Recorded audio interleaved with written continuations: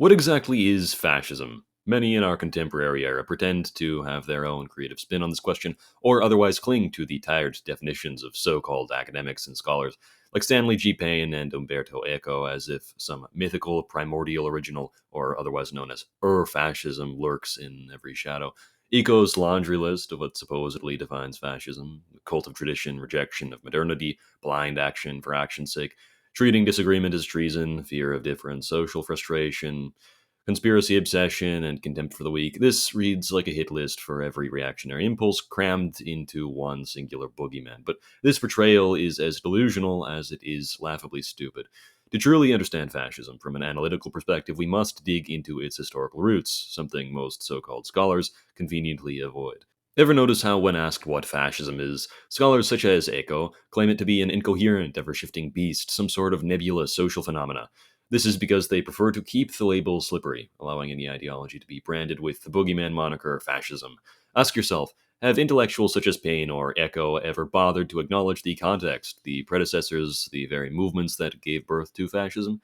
Of course not. These intellectuals would rather peddle convenient myths than confront the historical reality, which is that fascism did not emerge overnight as some sort of aberration or isolated political accident. Its roots came from the cultural, economic, and intellectual upheavals which had in fact characterized the late 19th and early 20th centuries, where there was a very proactive struggle emerging against the established liberal order in Europe, a struggle which was fueled not just by class conflict and economic crises, but by a mass rejection of both materialism and hyper-individualism. In a conventional sense, fascism, while emerging from the left as will be covered, was neither a left wing nor a right wing ideology. It was intended to represent an alternative system of thought, which evolved in response to the contradictions that existed within modernity, which it deeply believed that it needed to not reject, but resolve.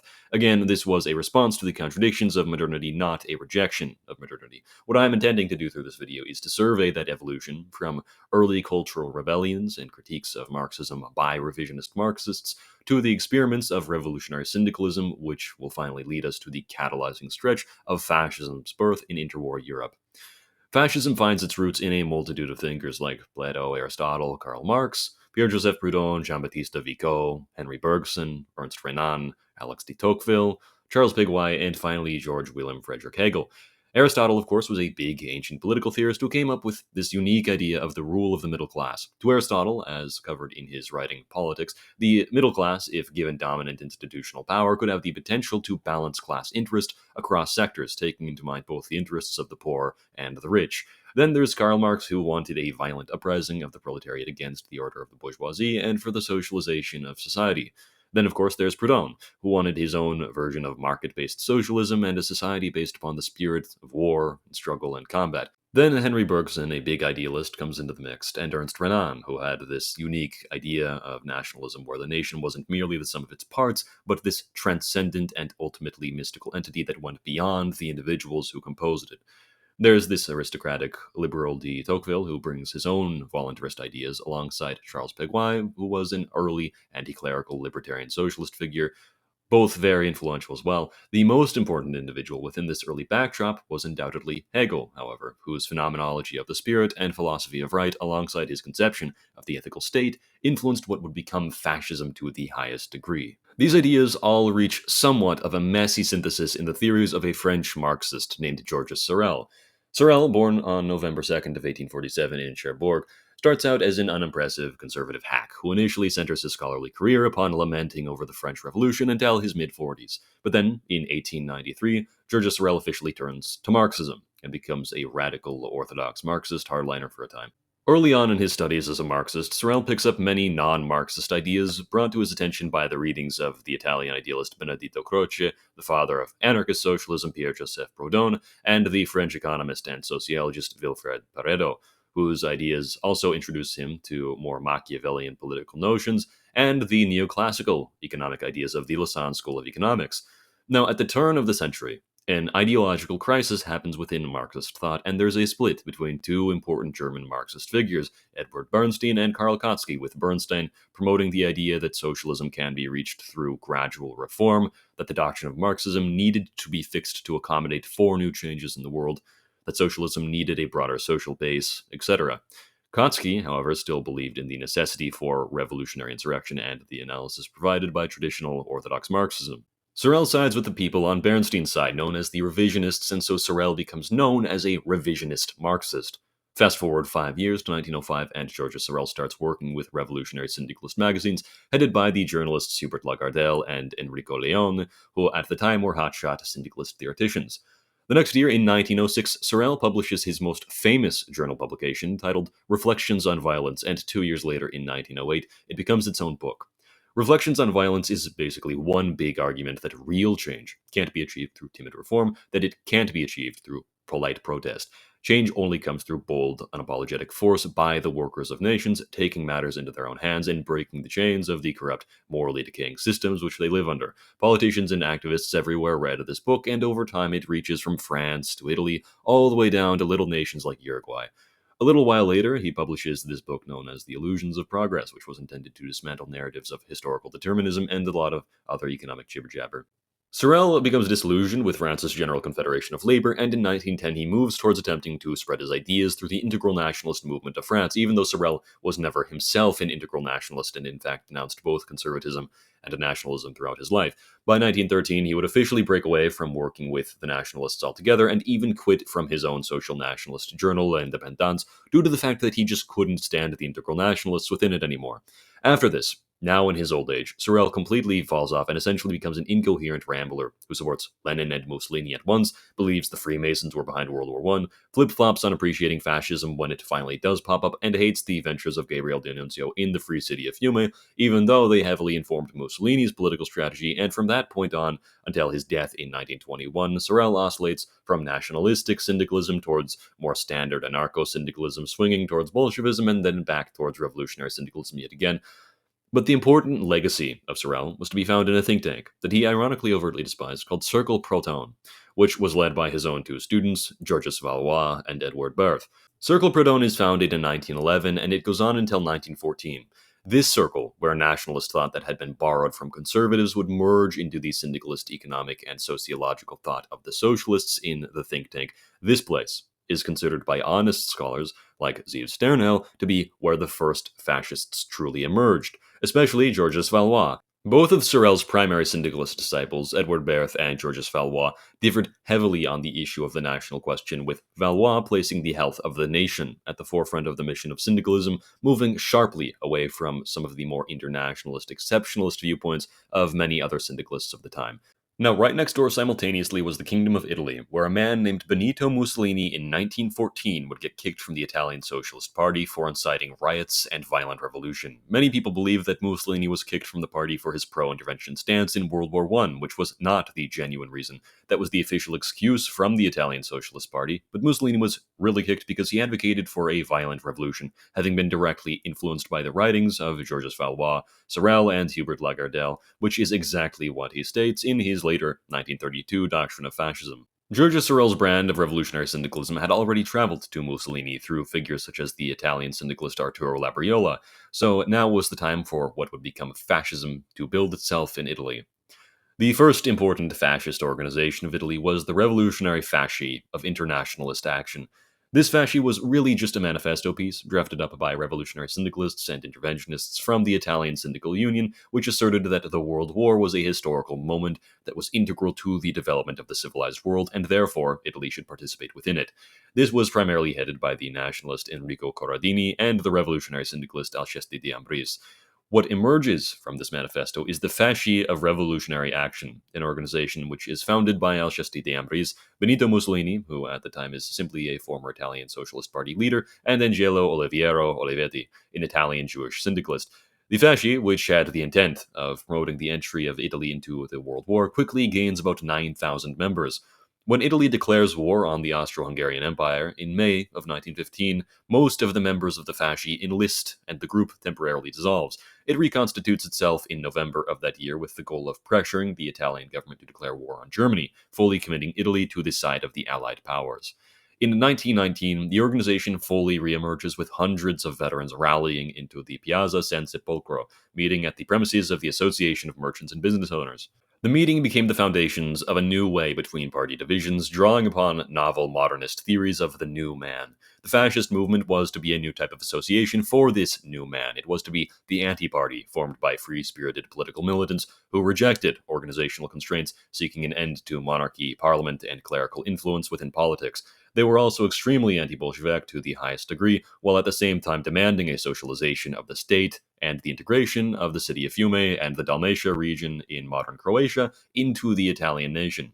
Overall, this new era, which started in 1915, was an admixture of left-wing pro-war interventionists, anarchists, futurists, arditi, anti-monarchists, and revolutionary syndicalists, many of which, one should note, were Italian Jews. This new organization was known as the Italian Fasces of Combat. The Fasci became violent opponents of the communist terrorists in Italy and granted heavy support to Gabriele D'Annunzio's occupation of the city of Fiume, which was then under the control of the Kingdom of Yugoslavia. The occupation and attempted annexation of the city of Fiume from Yugoslavia began on September 12th of 1920 and lasted until December. During that period, it gained its own constitution, the Charter of Carnaro, which was written by the fascist syndicalist Alcesti di Ambris, who organized the charter to form Fiume into what was essentially the first syndicalist state in history, albeit very short-lived. Alcesti di Ambris would co-author the Fascist Manifesto with Filippo Marinetti, the founder of the Italian Futurist movement, and though di Ambris would split away from the fascist movement shortly thereafter due to perceived differences with Mussolini, he would later personally note of his regret of splitting away from the fascist movement. The Italian Fasces of Combat, which had gained 312,000 members by the end of 1921, dissolved and reformed itself into the National Fascist Party on November 9th of 1921. The Fascist Party would then, on October 27th and 28th, march on the capital, Rome, bringing over 25,000 fascists from around the nation to demand political power from the king, and so began the infamous fascist state. Over the last century, fascism has attracted many opponents who have attempted to dirty its name through intellectually dishonest critiques. One most prominent example is the lie spouted that Mussolini called fascism a merger of corporate power and the state. This is a completely made-up quote, invented by the moronic and lazy columnist Molly Ivins, who invented the quote in November of 2002. The quote is sometimes also attributed to the 1932 Italian encyclopedia, but it is not there either. Some people simply like to lie for lying's sake. Enough about fascism in Italy, however. What about the development of fascism in other countries like France, Spain, and Britain? The most influential French Sorelian syndicalist and forerunner of fascism in France, Georges Valois, would found his Fasces party in 1925, known in French as Les Facheux. The foundation of the Fasces marked Valois' definitive break from the French integral nationalists whom he had cooperated with since 1906. The party's foundational meeting had 4,000 attendees and 1,800 defectors from the integral nationalist group headed by the Catholic reactionary Charles Maurras, called French Action, also known as Action Française in French. Maurras's French action clashes a multitude of times, with Valois' fasces exchanging shots of gunfire in various raids conducted against each other over the course of 1926 and onwards. The remnants of the fasces would reform themselves in 1928 to become the Republican Syndicalist Party, as it began to appear to Valois that the fascist experiment in Italy had sold out to reactionary and bourgeoisie interests, betraying the mission of revolutionary syndicalism.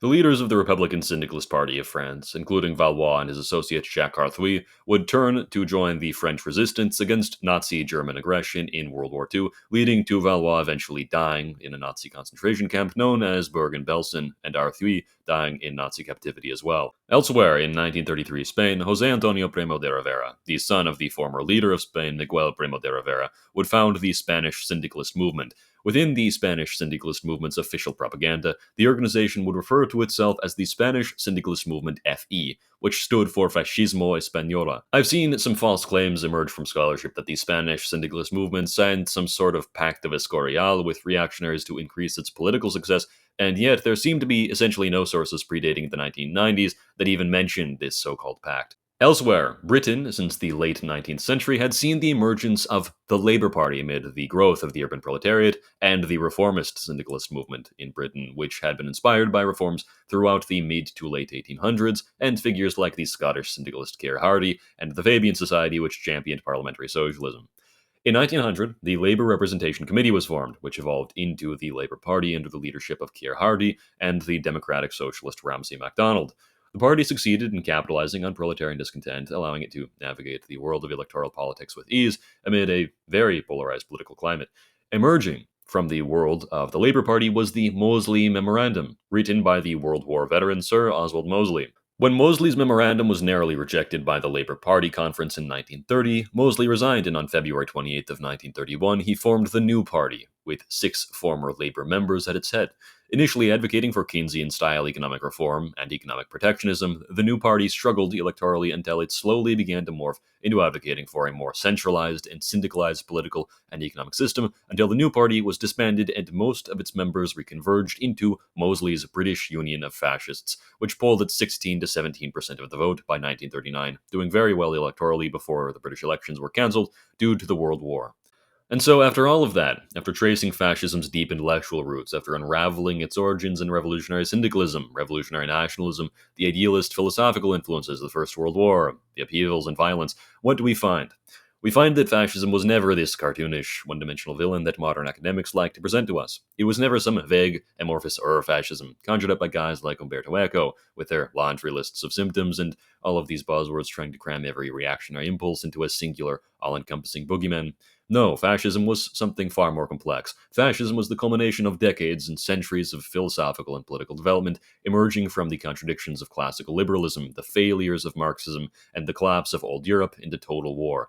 And the modern so-called scholars and historians, they don't want to touch these historical facts. They don't want to talk about Sorel or Valois or Berth. Some do, like Z. Sternhell or A. James Gregor, but most don't. They don't want to admit that Mussolini was a revolutionary syndicalist who was in fact kicked from the PSI for rejecting electoralism.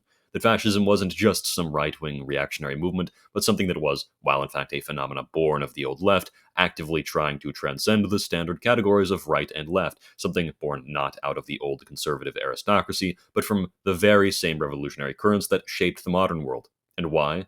Because this fact destroys the contemporary narrative. Because this fact forces them to admit that fascism wasn't some random evil aberration, it was a response to modernity, a response to the failures of liberal democracy, a response to materialism, to decadence, to decay.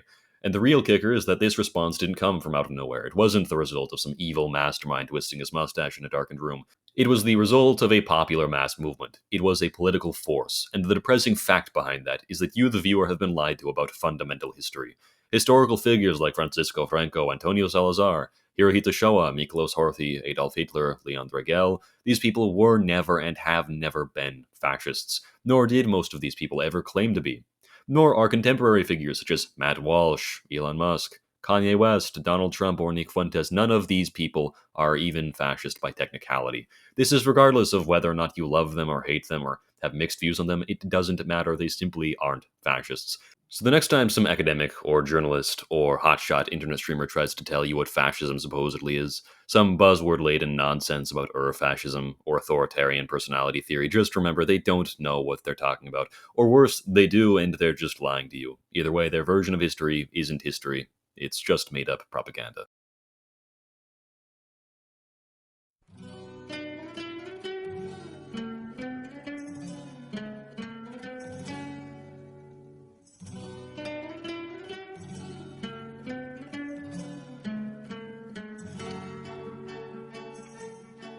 Alla mattina, appena alzata, oh bella ciao, bella ciao, bella ciao, ciao, ciao. Alla mattina, appena alzata, irisaia mi tocca andare, e fra gli insetti e le zanzare, oh bella ciao, bella ciao, bella ciao, ciao, ciao. E fra gli insetti e le zanzare, duro lavoro mi tocca fare, il capo in piedi col suo bastone, oh bella ciao, bella ciao, bella ciao, ciao, ciao. Il capo in piedi col suo bastone, e noi curve a lavorare, e noi curve a lavorare. Il capo in piedi col suo bastone, oh bella ciao, bella ciao, bella ciao, ciao, ciao. Il capo in piedi col suo bastone, e noi curve a lavorare.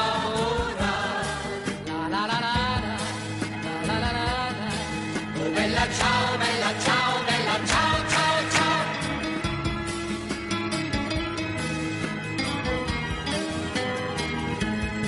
Oh mamma mia, oh che tormento, oh bella ciao, bella ciao, bella ciao, ciao, ciao. Mamma mia, oh che tormento, io ti invoco ogni giorno. siamo. Oh bella ciao,